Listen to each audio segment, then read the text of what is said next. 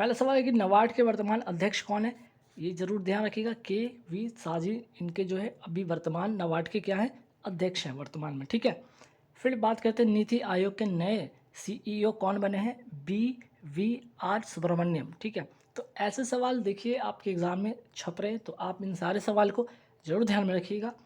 फिर आगे बढ़ते हैं, नीति आयोग के वर्तमान उपाध्यक्ष कौन है? तो सुमन के बेरी इसका करेक्ट आंसर हो जाएगा।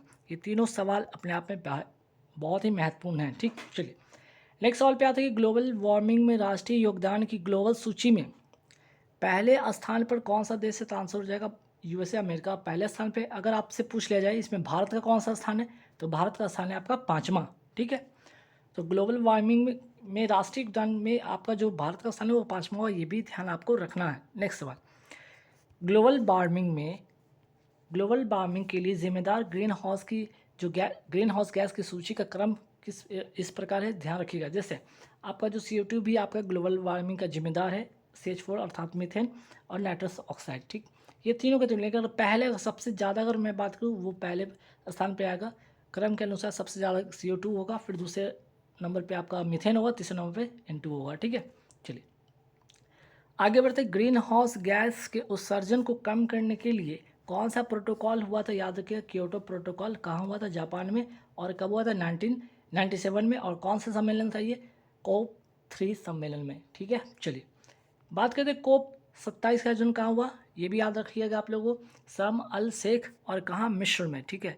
ये भी ध्यान रखिएगा, मिस्र में शर्म अल शेख मिस्र में COP27 का आयोजन हुआ है, ठीक। चलिए नेक्स्ट सवाल पे आते हैं, एनुअल रिपोर्ट 6 संश्लेषण रिपोर्ट किसके द्वारा जारी की गई है? तो ध्यान रखिए IPCC के तहत, मीन्स कि inter government panel for climate change के द्वारा कौन सा रिपोर्ट जारी किया गया? एनुअल रिपोर्ट 6 संश्लेषण, ठीक है।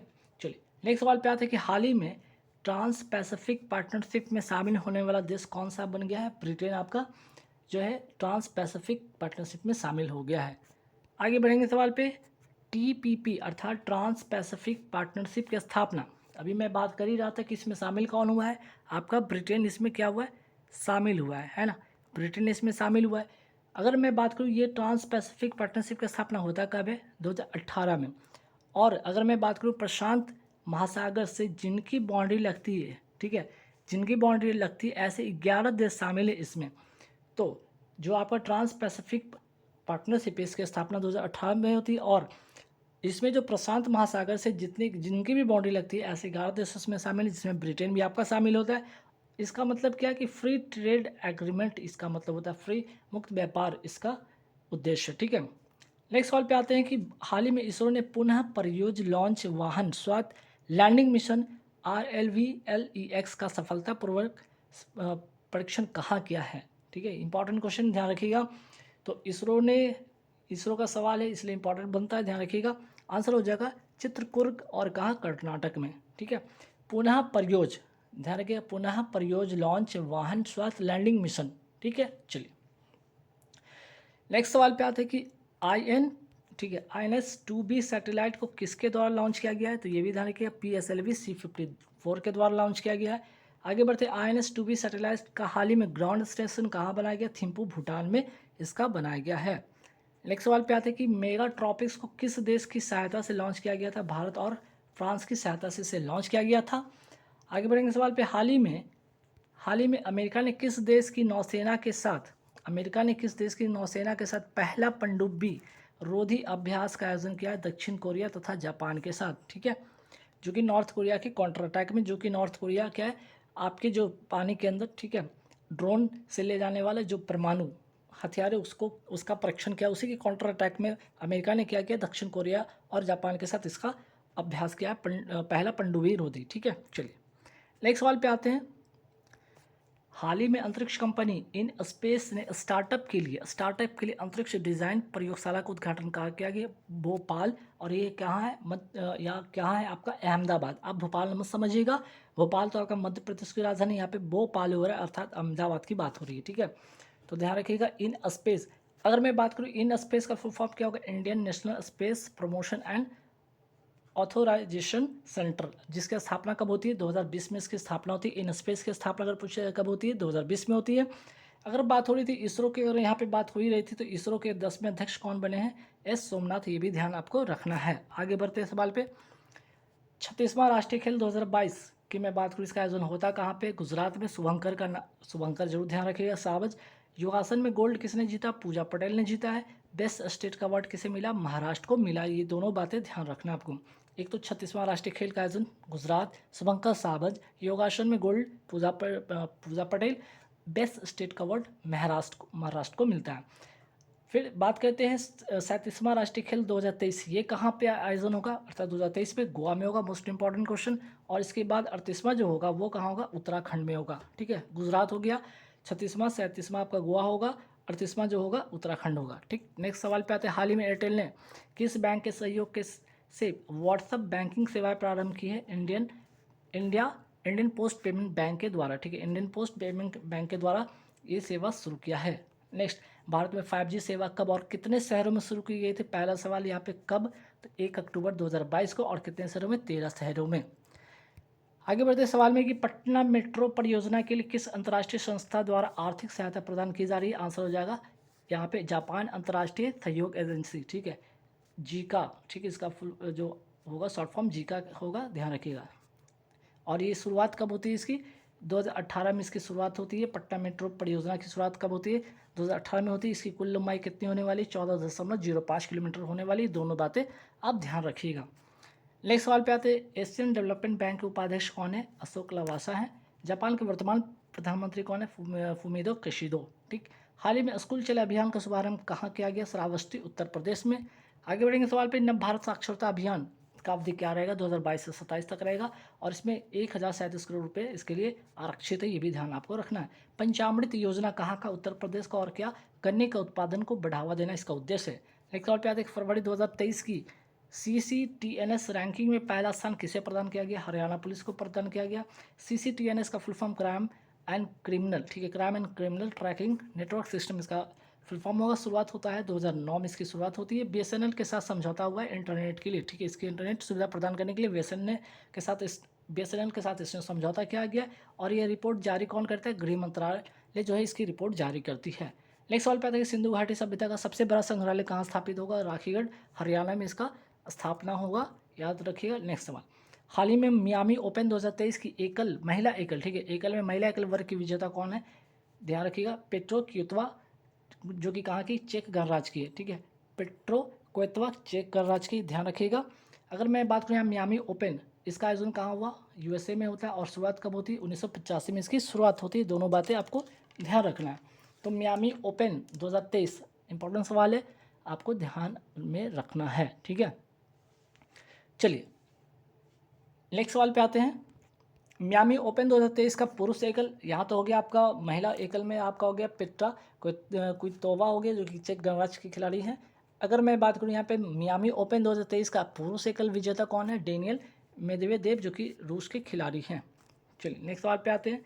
UN महासभा के 77वें, ठीक है, 77वें सत्र के अध्यक्ष किसे नियुक्त किया गया है? सावा करोसी को। कहाँ के हैं? हंगरी के हैं, याद रखिएगा। हंगरी की राजधानी बुडापेस्ट, ये भी आपको ध्यान रखना है।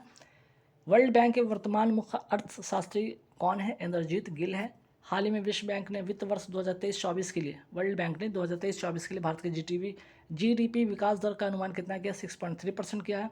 क्रिसिल ने भारतीय GDP के लिए कितना वृद्धि का अनुमान व्यक्त किया? 6% अनुमान व्यक्त किया है। ठीक है, चलिए आगे बढ़ते। वर्ल्ड बैंक के वर्तमान अध्यक्ष कौन है? अजय बंगा है। विंस्टर, ठीक है, विंस्टर फ्रेमवर्क किन दो देशों के मध्य हुआ है? ये भी याद रखना आपको, इंग्लैंड और यूरोपियन यूनियन के बीच हुआ है। Women business and law 2023 report किसने जारी की है? वर्ल्ड बैंक ने इसे जारी किया, women business and the law. Right to site policy लागू करने वाला भारत का पहला राज्य कौन सा है? राजस्थान। और राइट टू हेल्थ पॉलिसी लागू करने वाला पहला राज्य कौन है? ये भी राजस्थान। एक तो राइट टू साइट पॉलिसी हो गया आपका, राइट टू हेल्थ पॉलिसी। ठीक, चलिए तंबाकू नियंत्रण प्रयासों के लिए partnership for healthy cities award 2023 किस शहर को प्रदान किया गया? बेंगलुरु को प्रदान किया गया है। मानव वन्यजीव संघर्ष का पहला वैश्विक सम्मेलन का आयोजन कहाँ किया गया? ऑक्सफोर्ड।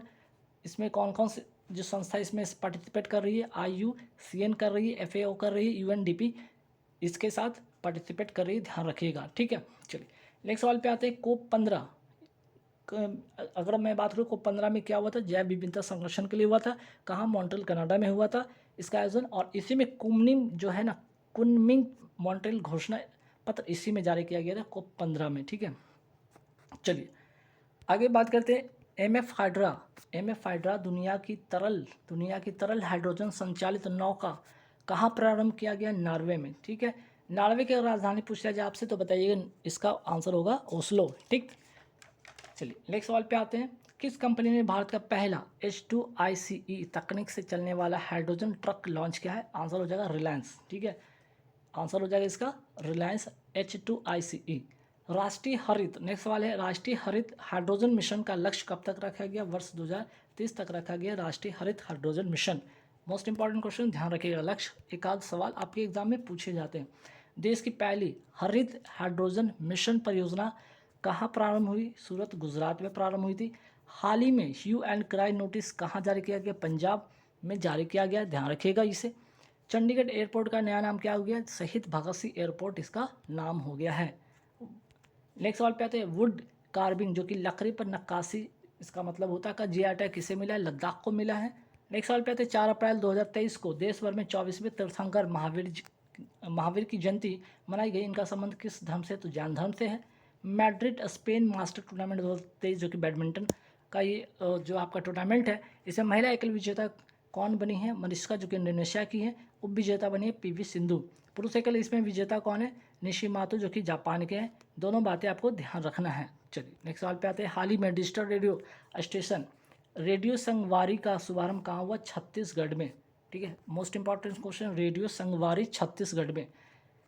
चेरचेरा महोत्सव और हरेली त्यौहार, चेरचेरा, ठीक है, चेरचेरा महोत्सव और आपका हो गया हरेली त्यौहार, ये दोनों कहाँ का है? तो आपका ये दोनों त्यौहार कहाँ के? छत्तीसगढ़ का, ये भी याद रखिएगा आप। ठीक, चलिए 26वां, ठीक है, 26वां अखिल भारतीय वन खेलकूद प्रतियोगिता 2023 कहाँ हुआ? पंचकुला हरियाणा में। पहले स्थान पे कौन रहा? छत्तीसगढ़ इसका पहले स्थान पर रहा। स्टार स्पोर्ट्स के ब्रांड एम्बेसडर किसे बनाया गया? रणवीर सिंह को बनाया गया है। पेन निर्माता कंपनी लक्जर ने किसे अपना ब्रांड एम्बेसडर बनाया? विराट कोहली को बनाया है। यूनिसेफ इंडिया के ब्रांड एम्बेसडर किसे बनाया गया? आयुष्मान खुराना को बनाया गया। इंडियन आर्मी के ब्रांड एम्बेसडर किसे बनाया गया? महेंद्र सिंह धोनी को। और गरुड़ एरोस्पेस के ब्रांड एम्बेसडर भी कौन है? महेंद्र सिंह धोनी। चलिए नेक्स्ट सवाल पे आते हैं, NMDC national mineral development corporation के ब्रांड एम्बेसडर किसे बनाया गया है? निखात जरीन जो कि बॉक्सिंग के खिलाड़ी हैं, ये ध्यान रखिएगा आप। फुटवेयर निर्माता प्यूमा इंडिया ने किसे ब्रांड एम्बेसडर बनाया है? हरमनप्रीत कौर को बनाया है। कोल्ड ड्रिंक्स कंपनी पेप्सी के ब्रांड एम्बेसडर किसे बनाया गया? रणवीर सिंह को बनाया गया। हर्बा लाइफ न्यूट्रिशन के किसे अपना ब्रांड एम्बेसडर नियुक्त किया है? स्मृति मंधाना को नियुक्त किया है। चलिए, महिला प्रीमियर लीग के ब्रांड एम्बेसडर किसे बनाया गया था? सानिया मिर्जा को बनाया गया था। निक्षय मित्रा अर्थात टीवी मुक्त भारत का ब्रांड एम्बेसडर किसे बनाया गया? दीपा मलिक को, जो कि पैरालंपिक खिलाड़ी हैं, ध्यान रखिएगा।